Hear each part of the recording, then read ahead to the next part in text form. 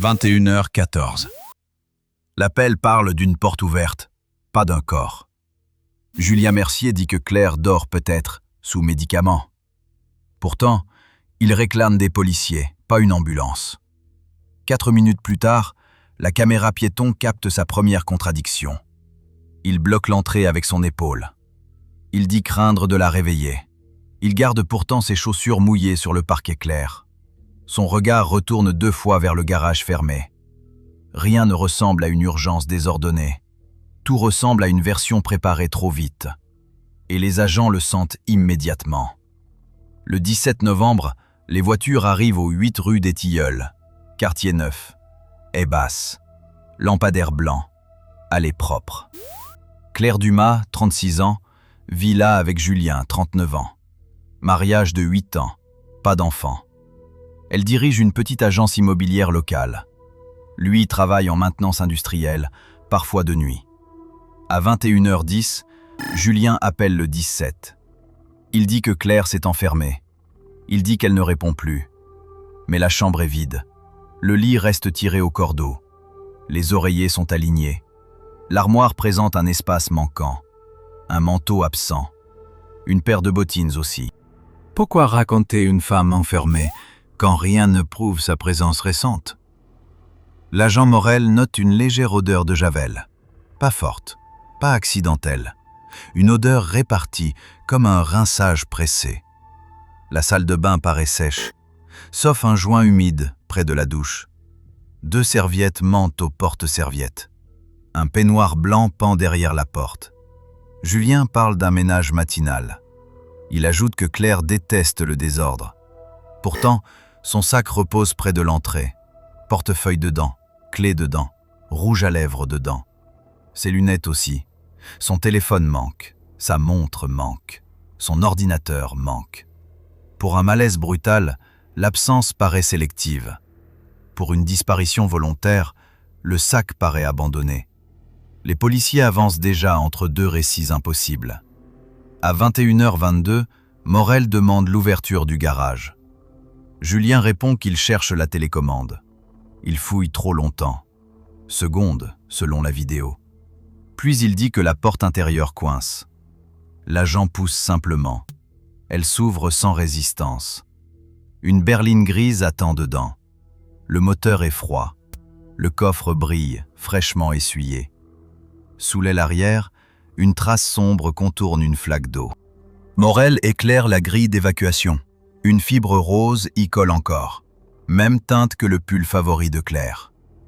Julien change alors de version. Il parle d'une dispute, puis d'une sortie à pied, puis d'un message reçu plus tard. Aucune séquence ne tient debout.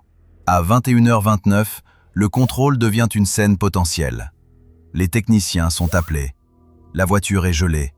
Le garage aussi. Julien s'assoit sur le trottoir. Il demande 3 fois son téléphone. Il demande une cigarette. Il ne demande jamais où est Claire. Dans la cuisine, les agents trouvent une tasse encore tiède. Dans l'évier, un chiffon trempé de détergent oxygéné. Dans la poubelle extérieure, 2 sacs noués. Le premier contient des gants jetables. Le second contient des lingettes rouges. Près du lave-vaisselle, une assiette est propre. L'autre garde une trace de sauce séchée. 2 personnes ont dîné. Une seule parle encore. Et personne n'a vu Claire quitter cette maison. À 22h03, commence la première audition informelle. Julien parle vite, trop vite. Il dit avoir quitté son travail plus tôt. Il dit avoir trouvé Claire dépressive. Puis il dit n'avoir rien remarqué d'anormal. Ensuite, il affirme qu'elle buvait depuis midi. Les phrases se heurtent. Pendant ce temps, une patrouille récupère les caméras du lotissement. À 19h42, la berline entre bien. À 20h11, personne ne sort par l'avant. À 20h37, la lumière du garage s'allume. À 20h54, elle s'éteint. À 21h09, Julien passe enfin son appel. Entre ses horaires, aucune silhouette de Claire. Aucun taxi, aucun voisin, aucun départ crédible. Les relevés téléphoniques ouvrent une seconde faille. Le portable de Claire envoie son dernier message à 18h57. Destinataire, sa sœur Nadine. Le texte dit seulement « On parle demain ». Nadine répond aussitôt. Aucun retour. À 19h16, le téléphone de Claire rejoint brièvement le Wi-Fi du garage. Pas le salon, pas la chambre, puis plus rien. À 20h02, le mobile de Julien recherche traces de sang et javel. À 20h05, autre recherche, localiser téléphone sans carte SIM. À 20h07, il consulte l'itinéraire d'une zone industrielle. Julien expliquera plus tard un besoin professionnel. Problème, ce soir-là, il n'était pas d'astreinte, et son atelier n'utilise jamais cette zone. Le lendemain, 7h18, Nadine Dumas arrive au commissariat. Elle ne vient pas soutenir Julien, elle vient démolir sa belle histoire. Elle tend des captures d'écran, imprimées dans la nuit. Claire écrivait depuis 3 semaines. Elle parlait d'argent disparu, de factures cachées, d'un compte ouvert sans accord, d'un crédit jamais évoqué. Elle écrivait aussi cette phrase. « Si quelque chose arrive, regarde le garage ». Nadine dit avoir gardé le silence. Claire refusait un scandale familial. Un autre détail tombe alors. Claire avait rendez-vous chez un notaire le lundi suivant. Julien n'a jamais mentionné ce rendez-vous. Il parlait d'une épouse fragile. Les messages montrent une femme qui préparait une séparation. Les agents reprennent alors la maison centimètre par centimètre. Sous l'établi du garage, ils trouvent une boucle d'oreille. Derrière un carton d'outils, une mèche brune. Dans le congélateur coffre, les pains de glace ont été déplacés. Tout au fond, un sac de sport noir. À l'intérieur, une bâche pliée.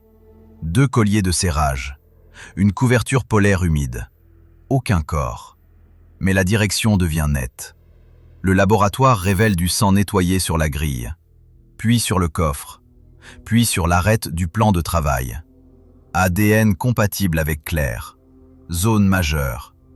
La blessure ne vient pas d'une simple chute.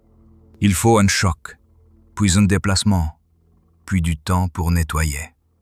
À 14h40, une caméra oubliée change l'échelle du dossier. Pas chez les Mercier, en face. Un voisin filme son allée commune. À 20h48, on voit Julien reculer la berline dehors. 30 secondes plus tard, il la rentre. À 20h50, il sort avec un sac poubelle lourd. Il le place dans le bac noir. À 20h52, il revient avec un arrosoir. Il verse de l'eau devant le garage. À 21h01, il téléphone. Pas au secours. D'abord à un collègue. Durée, 12 secondes. Puis il attend encore. 8 minutes plus tard, il appelle enfin la police. Pourquoi consulter un collègue avant l'urgence? Et que contenait exactement ce sac jeté? Le bac municipal est saisi avant la collecte. Les enquêteurs ouvrent sac après sac. Ils trouvent des serviettes roulées, une chemise d'homme, un marteau de mécanicien. Le manche a été soigneusement essuyé. La tête garde pourtant des micro-gouttes.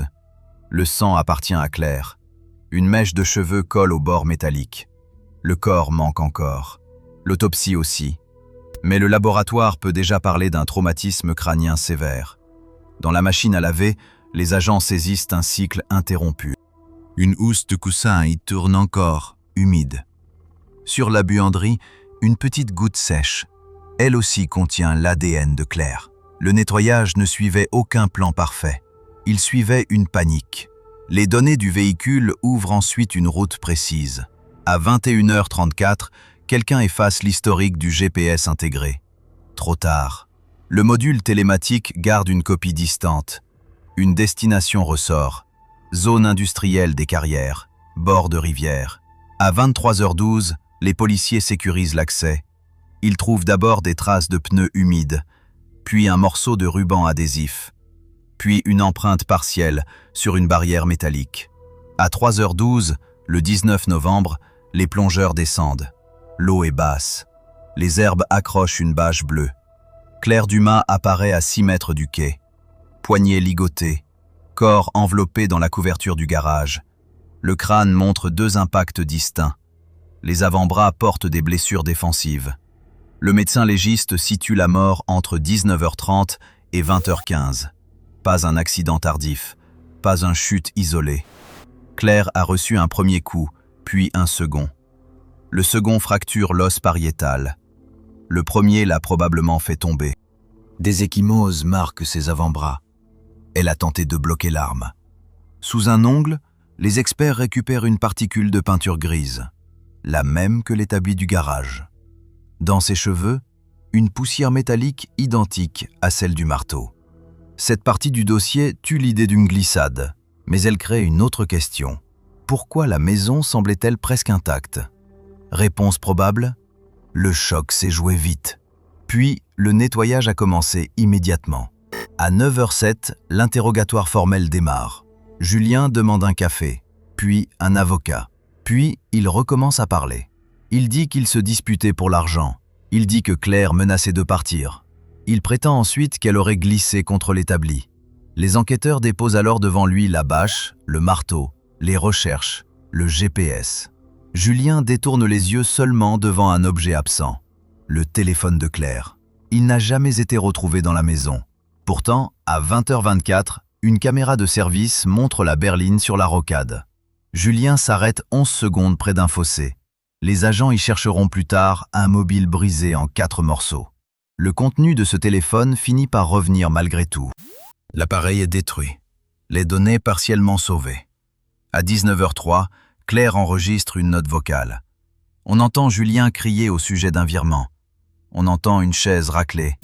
Puis Claire dit « Ne t'approche pas avec ça ». Un choc suit immédiatement. L'enregistrement s'arrête net. À 19h05, un brouillon non envoyé s'ouvre. Une seule ligne apparaît. Il a pris le marteau du garage. À 19h06, une photo floue se sauvegarde automatiquement. On distingue l'établi et un coin de manche rouge. Devant ces preuves, Julien tente un nouveau récit. Il parle d'un geste incontrôlé, d'une panique, d'un transport absurde, pas d'une mise en scène. Le mobile financier se précise durant l'enquête comptable. Julien accumulait euros de dettes cachées, paris sportifs, crédits renouvelables, avances obtenues sous de faux prétextes. Claire venait de bloquer l'accès au compte commun. Le notaire devait préparer une séparation de biens partielle. La veille, elle avait aussi changé le bénéficiaire d'une assurance vie. Un ticket de station-service, trouvé dans sa poche, porte l'heure 20h19. Il contredit sa présence continue auprès d'une femme supposément inanimée. Une facture d'outillage montre aussi l'achat récent de colliers de serrage. Date 6 jours avant les faits. Julien dit les utiliser au travail. Son chef dément. L'atelier n'en commande jamais individuellement. Les voisins ajoutent ensuite les détails les plus dérangeants. À 19h28, la voisine du 6 entend un bruit sourd. Elle croit à une caisse tombée. À 19h31, elle entend une voix de femme. Pas un cri long, une protestation brève. À 20h41, un autre voisin voit Julien sortir au garage. Il porte quelque chose de lourd, plaqué contre lui. Il pense d'abord à un sac de terreau. Puis, il remarque les jantes de pantalon de Julien mouillées jusqu'aux genoux. Il ne le dira qu'après les premières images diffusées en interne. Parce qu'au début, lui aussi croyait la version rassurante. Une femme partie, un mari nerveux, une soirée mal comprise. Le silence des proches a presque aidé. Au procès de mars, la défense plaide l'explosion brève, pas la préméditation. Le parquet répond par les gestes d'après.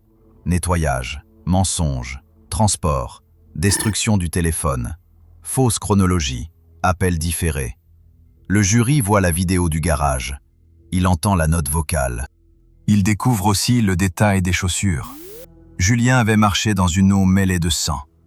Les semelles saisies portent encore des résidus invisibles. Nadine témoigne ensuite. Sa voix tient. Elle raconte le dernier dîner, 6 jours avant. Claire avait baissé les yeux. Puis elle avait dit « S'il parle pour moi, ne le crois pas ». Cette phrase traverse toute la salle. Elle détruit l'image d'une épouse instable. Elle rétablit une peur précise, déjà formulée. L'accusation insiste sur la séquence minute par minute. 18h52, Claire rentre du travail. 19h03, la note vocale capte la dispute. 19h30, le légiste situe le premier coup possible. 20h19, Julien achète du carburant. 20h24, la caméra routière le montre près du fossé. 20h48, le voisin filme la berline devant le garage. 21h01, Julien appelle son collègue. 21h09, il appelle enfin la police. Le jury reçoit alors les photographies médico-légales. Fracture du crâne, ecchymose de défense, marque de serrage au poignet. Ce n'est pas seulement un homicide, c'est une tentative méthodique d'effacer la victime, puis de vendre une histoire plus jolie que la vérité. Julien Mercier est reconnu coupable d'homicide volontaire aggravé. Coupable aussi d'atteinte au cadavre. La peine tombe. 28 ans de réclusion. Il ne réagit presque pas. Il baisse seulement la tête lorsque Nadine quitte la salle. Mais une partie du dossier reste ouverte. Les experts n'ont jamais retrouvé la seconde télécommande du garage. Julien affirmait l'avoir perdue depuis des mois. Pourtant, un voisin dit l'avoir vue sur le pare-brise 3 jours avant. Son absence importe. Si elle a disparu après les faits, quelqu'un l'a retirée. Pour éviter une trace, pour effacer une ouverture enregistrée, ou pour protéger un échange jamais compris. Rien ne prouve un complice. Mais rien n'explique totalement cette disparition. La maison du 8 rue des Tilleuls a depuis été revendue. Le garage a été repeint. La porte a été changée. Le carrelage aussi. Pourtant, les premières images demeurent au dossier. Le salon rangé, la tasse tiède, le coffre brillant. Tout semblait construit pour une version simple. Un malaise, une femme partie, un mari inquiet. Puis un agent à regarder plus bas. Une rigole, une fibre, une hésitation devant une poignée. C'est parfois ainsi qu'un récit s'écroule. Pas sous une grande révélation, sous une petite saleté oubliée. Et dans cette affaire, la chose la plus dérangeante reste ailleurs. Ce n'est pas seulement la violence. C'est le temps gagné par une histoire crédible. Quelques minutes